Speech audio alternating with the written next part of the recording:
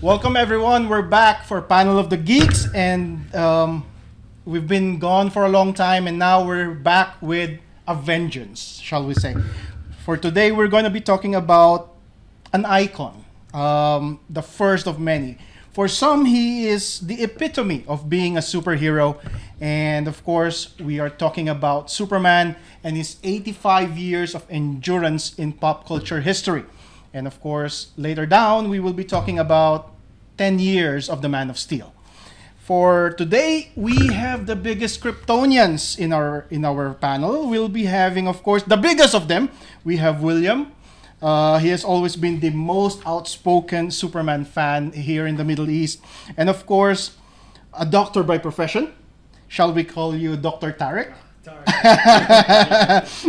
Who's a big Kryptonian at heart. And of course, from London, all the way from London, we have in Zoom our usual super guy, Des Taylor, whose timeless artworks of Superman has always been a fan favorite.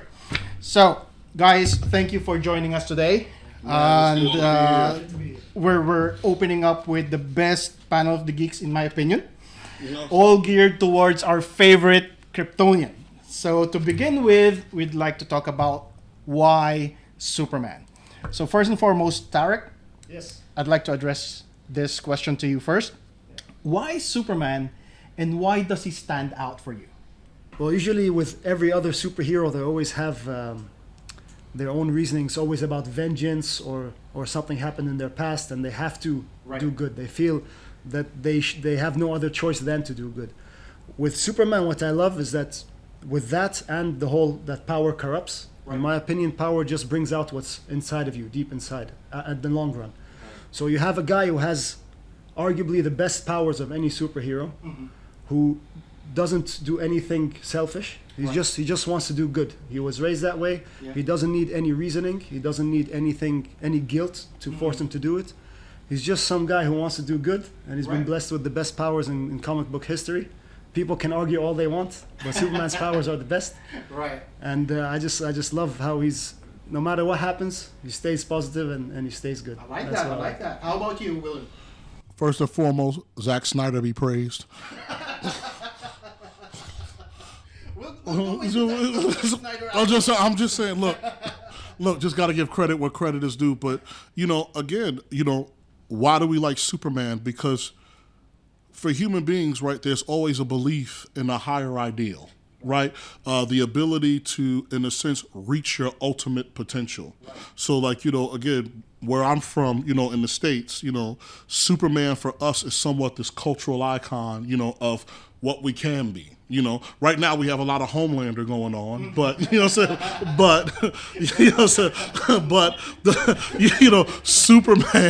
Superman, is the ultimate goal, where we would like to see ourselves in general for all of humanity as a people, as a society, as a world where we can use our own powers and our own individual talents, not only for the betterment of ourselves, but for the people in the world that we live in. Fantastic. How about you, Des?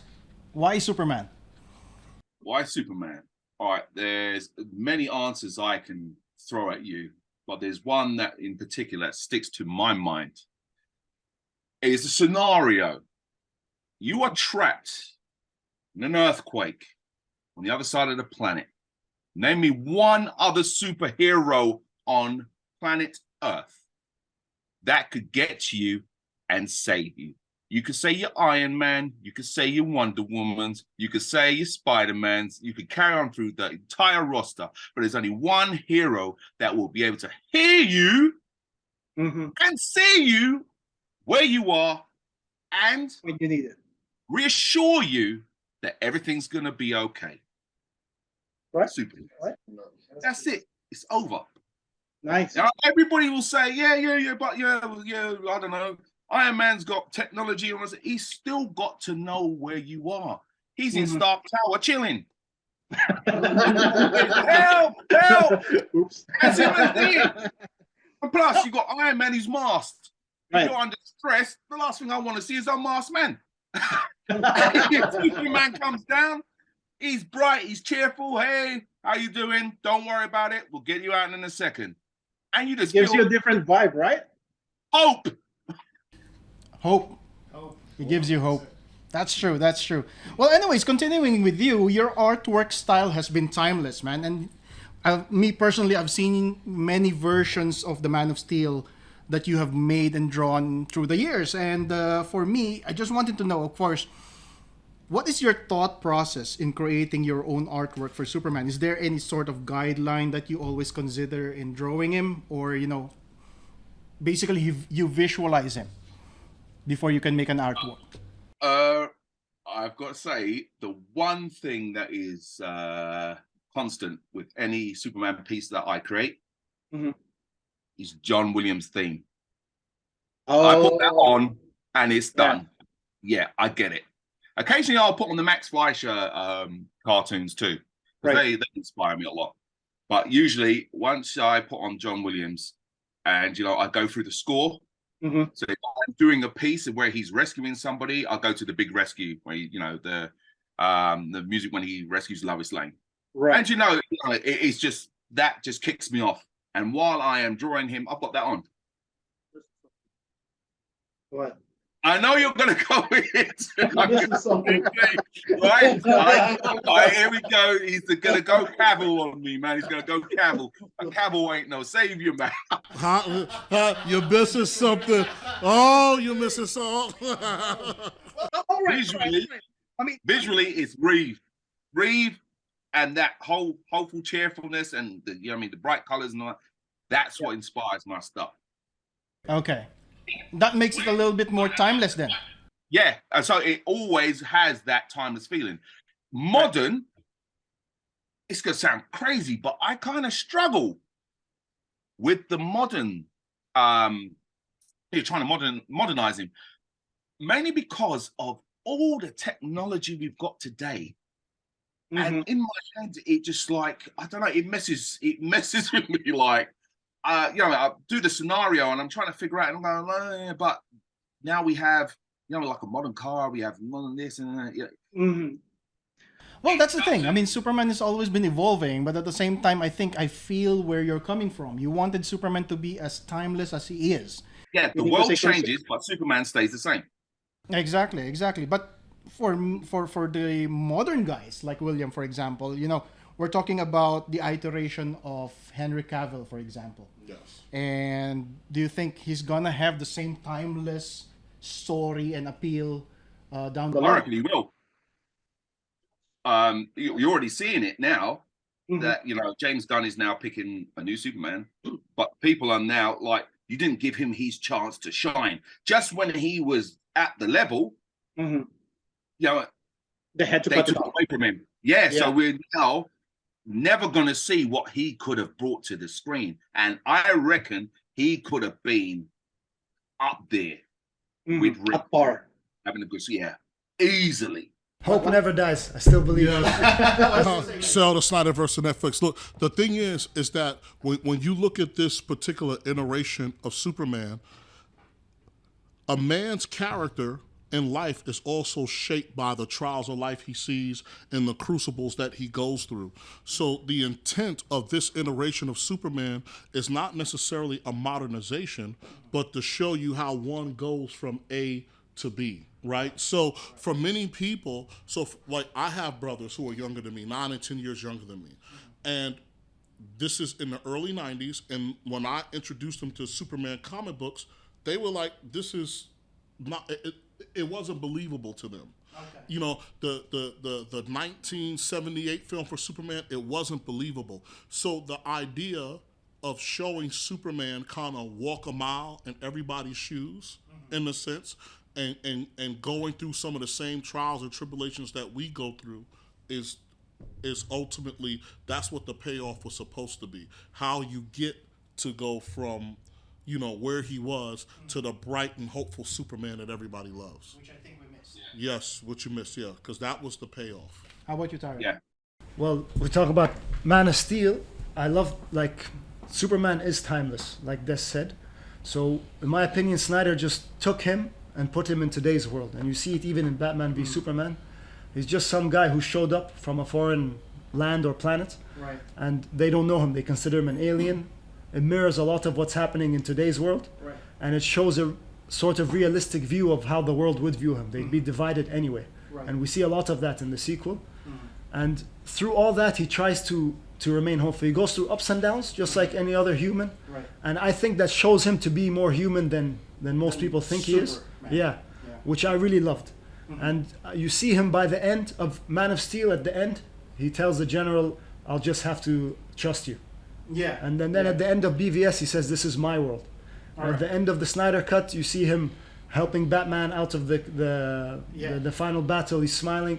At the end of every movie, you see him becoming more and more of the Superman we love. That we love. Yeah. Yeah, and we see him growing up and facing modern day problems. Right. Because I think today's world with social media and everyone has a voice, there'll be a lot more trolls hating on him if he was Look, around going in into today's that topic, basically my third question for this is, you know, there has been, you know, ongoing debate where, you know, one of the Google searches mentioned that, you know, Superman is not really the top character, the top superhero right now.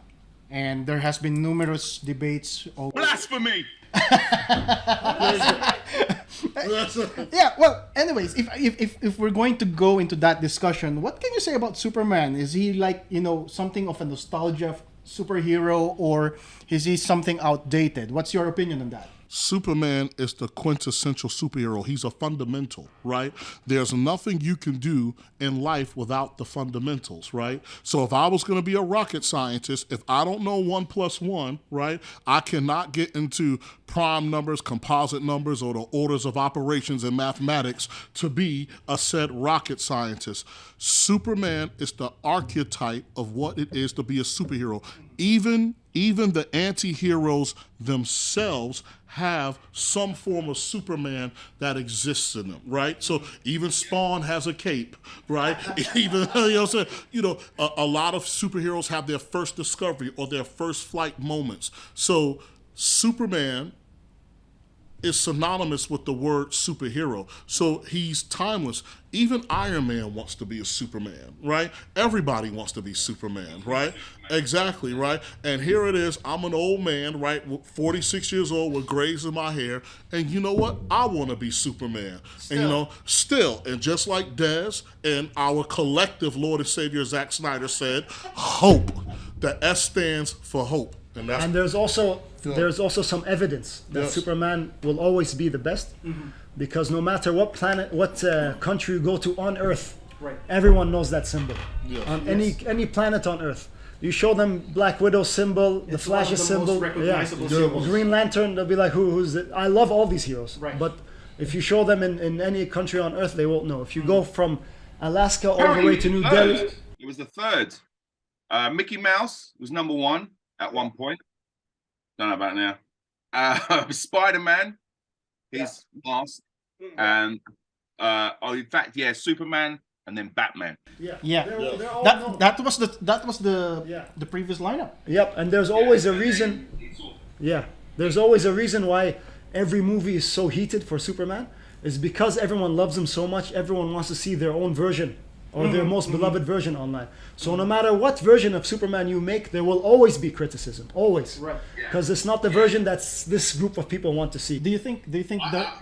Yeah. I'm gonna elaborate on that. I was at Comic-Con once, and it was a person. I was sitting down there drawing Superman, and I remember him saying, "Oh, that's really good, but I hate Superman."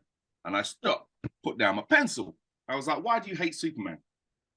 And he was like, oh no, because he's too good, he's too powerful, nothing kill him, and he's boring. And I said, right, I'm going to tell you why.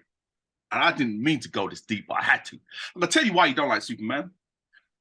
It's because the person you are, you know that with his powers, you would never do anything as good as him. You wouldn't wake up in the morning and do anything good, right? You don't hate Superman. You hate yourself. Oh, I love it. I love it. I love it. Emotional damage. Emotional damage.